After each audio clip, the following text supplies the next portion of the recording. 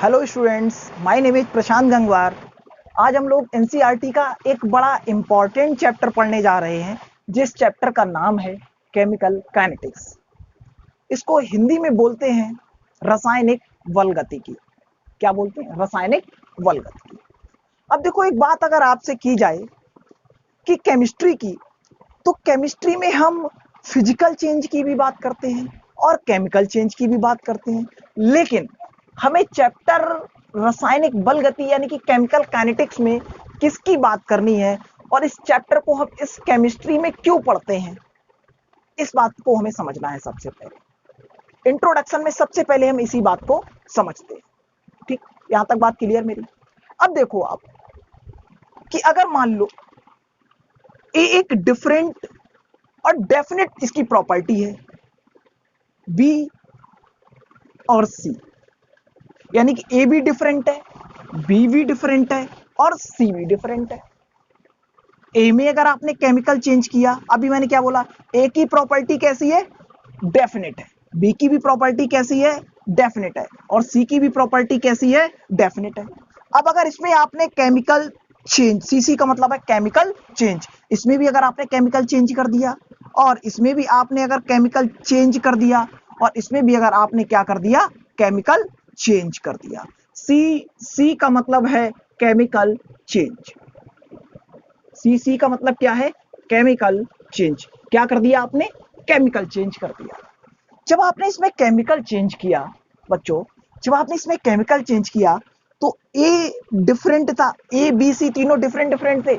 तो ये बताओ, ए की जो प्रॉपर्टी होगी ये भी चेंज हो गई होगी, बी की जो प्रॉपर्टी है ये भी चेंज हो गई होगी, और जो सी की प्रॉपर्टी है ये भी क्या हो गई होगी?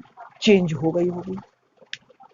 इतनी बात तो आपको समझ में आ गई कि जब A B C different different और डेफिनेट सब्सटेंस थे और जब इसमें आपने केमिकल चेंज किया तो ये डिफरेंट डिफरेंट सब्सटेंस, इनकी प्रॉपर्टीज कैसी हो गई? डिफरेंट हो गई।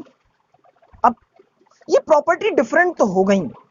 अब देखो, साइंटिस्ट लगातार इस बात पे चिंतन कर रहे थे, बड़ा सोच रहे थे। क्या सोच रहे थे वो? उन्होंने सोचा कि प्रॉपर्टी में तो चेंज हो रहा है, ये तो बात ठीक है एकदम, लेकिन उन्होंने ये सोचा कि कैसे चेंज किया जाए, किस तरफ से किया जाए, कैसी कंडीशन रखी जाए। इन सब बातों पे क्या हुआ? डिस्कशन स्टार्ट हो गया। जब इन सब बातों का डिस्कशन स्टार्ट हुआ तो फिर क्या हुआ? उन्होंने कहा कि अगर कोई भी केमिकल रिएक्शन में अगर आप केमिकल चेंज कर रहे हो, अगर आप किसी भी रिएक्शन में केमिकल चेंज कर रहे हो तो उसे कैसे प्रेजेंट करोगे? उन्होंने बताया कि अगर आप कहीं भी केमिकल चेंज कर रहे हो, अगर ए से बी बन रहा है, ए से बी अगर बन रहा है, अगर ए से बी बन रहा है तो ए में अगर केमिकल चेंज होगा और बी बनेगा तो क्या है? एक केमिकल रिएक्शन के द्वारा रिप्रेजेंट कर रहे हो आप। किसके द्वारा रिप्रेजेंट कर रहे हो? केमिकल रिएक्शन के द्वारा क्या कर रहे हो? रिप्रेजेंट कर रहे हो। बोले अच्छा। फिर देखो क्या हुआ, फिर आगे की बात की गई।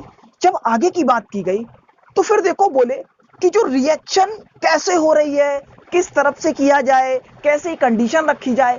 एक बात निकल के आई, जब केमिकल काइनेटिक्स की रिएक्शंस को देखा गया तो उसमें ऐसी रिएक्शन मेजर हो रही थी जो रिएक्शन ना बहुत ज्यादा फास्ट थी और ना बहुत ज्यादा स्लो थी। यानी कि कैसी रिएक्शन को मेजर कर रहे थे? इंटरमीडिएट रिएक्शन को मेजर कर रहे थे। और उनके बीच में आने वाला पूरा फैक्टर क्या था? रिएक्शन की स्पीड, रिएक्शन का वेग, कि रिएक्शन किस स्पीड से कैसे जा रही है। यानी कि पूरी की पूरी काइनेटिक्स में, पूरी की पूरी काइनेटिक्स में रिएक्शन की स्पीड का स्टेप आपको क्या होना चाहिए? क्लियर होना चाहिए कि कौन सा स्टेप स्लो है, कौन सा स्टेप फास्ट है। अब देखो, एक बात और करने जा रहा हूं मैं इसी इंट्रोडक्शन में, कि अगर एक रिएक्शन है, मान लो एक रिएक्शन है ए प्लस बी और इससे बन रहा है सी प्लस डी। क्या बन रहा है? C plus D. अब देखो, ए क्या है? रिएक्टेंट है, बी भी क्या है? रिएक्टेंट है, और सी भी क्या है? एक रिएक्टेंट है, और डी भी क्या है? एक रिएक्टेंट प्रोडक्ट है, सॉरी ए भी क्या है, एक रिएक्टेंट है, बी भी क्या है, एक रिएक्टेंट है, सी क्या है, प्रोडक्ट है, और डी भी क्या है, एक प्रोडक्ट है। यानी कि जब ए और बी ने आपस में रिएक्शन की होगी तभी तो प्रोडक्ट सी प्लस डी बना होगा। और जब ए प्लस बी ने आपस में रिएक्शन की, जब ए प्लस बी ने आपस में रिएक्शन की तो क्या बना, सी प्लस डी बना। यानी कि ए, ये क्या स्टार्ट हुए होंगे, इनकी कंसंट्रेशन डिक्रीज होना स्टार्ट हुई होगी, और जब ये बढ़ रहे होंगे तो इनकी कंसंट्रेशन इंक्रीज होना स्टार्ट हुई होगी। कैसे स्टार्ट होगी, इनकी कंसंट्रेशन डिक्रीज होना स्टार्ट हुई होगी और इनकी कंसंट्रेशन इंक्रीज होना स्टार्ट हुई होगी। यानी कि ए प्लस बी, इसको मैं यहां नीचे लिख रहा हूं रिएक्टेंट, ये आप क्या बोलोगे, रिएक्टेंट, और ये इसको क्या बोलोगे, प्रोडक्ट। क्या बोलोगे, प्रोडक्ट बोलोगे। यानी कि रिएक्टेंट और प्रोडक्ट की कंसंट्रेशन में आपको क्या दिखाई दिया, चेंज दिखाई दिया। और ये चेंज किसके साथ हो रहा होगा, समय के साथ हो रहा होगा। किसके साथ हो रहा होगा, समय के साथ हो रहा होगा। यानी कि जब ये चेंज समय के साथ हो रहा होगा, टाइम के साथ हो रहा होगा, तो इसमें बहुत सारे फैक्टर इन्वॉल्व हो रहे होंगे, क्योंकि पूरी काइनेटिक्स में किस बात को, पॉइंट को ध्यान रखना, रिएक्शन की स्पीड को आपको ध्यान रखना है। ठीक है, अब देखो अब कौन कौन से फैक्टर हैं।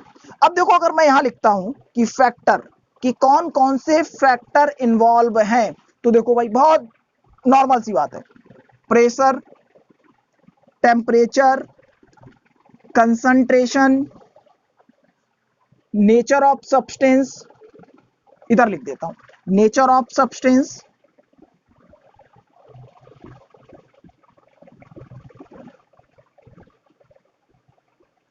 Nature of substance, presence of catalyst. ये सारे के सारे फैक्टर रिएक्शन की स्पीड में क्या थे, इन्वॉल्व थे। सारे के सारे फैक्टर रिएक्शन की स्पीड की बात आई, यानी कि उसके रेट में क्या थे, इन्वॉल्व थे। अब यहां पर दो तरीके की रिएक्शन, जो आप पहले, अगर आपने केमिकल इक्विलिब्रियम पढ़ा है तो वहां थोड़ा सा पढ़ा होगा आपने,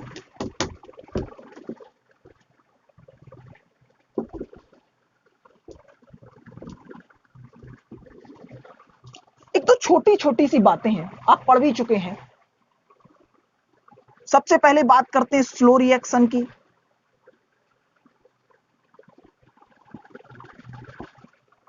जो रिएक्शन, जितनी भी मॉलिक्यूलर रिएक्शन है जहां पर बहुत ज्यादा टेम्परेचर, तापमान की जरूरत होती है, वो सारी की सारी रिएक्शन कैसी कहलाती हैं, स्लो रिएक्शन कहलाती हैं। अगर इसके बाद एग्जाम्पल की बात करें तो एग्जाम्पल देखो, H2 एक मॉलिक्यूल है जो गैस है, I2 एक मॉलिक्यूल है जो सॉलिड है, और क्या बन रहा है, 2HI। क्या बन रहा है, 2HI बन रहा है। यानी कि जितनी भी मॉलिक्यूलर रिएक्शन है जहां पर बहुत ज्यादा टेम्परेचर की जरूरत होती है, बहुत ज्यादा तापमान की जरूरत होती है, वो सारी रिएक्शन कैसी है, स्लो रिएक्शन। और दूसरी रिएक्शन इस चैप्टर में क्या है, एक फास्ट रिएक्शन। आपको कहीं पर दो चीजों के बारे में डिस्क्राइब किया गया होगा कि स्लो रिएक्शन और फास्ट रिएक्शन। तो देखो फास्ट रिएक्शन, दुनिया में जितने भी आयनिक रिएक्शन आप पढ़ते हो, वो रिएक्शन बहुत फास्ट होती है। हल्की सी एनर्जी दी, खट से ब्रेक हो गए और आपस में क्या कर दी, रिएक्शन कर दी। यानी कि NaOH है, देखो ये कैसे ब्रेक कर सकते हो, Na पॉजिटिव और OH निगेटिव में से ब्रेक कर सकते हो। और यहीं पर HCl है, तो इसे कैसे ब्रेक कर सकते हो, H पॉजिटिव और Cl निगेटिव में ब्रेक कर सकते हो। यानी कि ये क्या बन गया, यहाँ पर NaCl बन गया, नमक जिसको बोलते हैं, और बन गया गंगा जल जिसको बोलते हैं पानी, वाटर। बात समझ में आई इतनी। अब केमिकल काइनेटिक्स में पूरी की पूरी कहानी स्पीड पर डिपेंड है, क्योंकि कहीं भी ऑर्डर की बात आएगी तब आपको स्पीड के बारे में बात, क्यों ऐसा, क्यों स्पीड, क्यों स्पीड, स्पीड ऐसा क्यों इस चैप्टर में है, क्योंकि जो स्टेप स्लो होगा रिएक्शन का, वो रेट डिटरमाइनिंग स्टेप होगा। अब जब रेट पढ़ लेंगे उसके बाद हम बात करेंगे रेट डिटरमाइनिंग स्टेप की। अब हम लोग नेक्स्ट क्लास में शुरुआत करेंगे रेट की, और मिलते हैं नेक्स्ट क्लास में रेट के बारे में।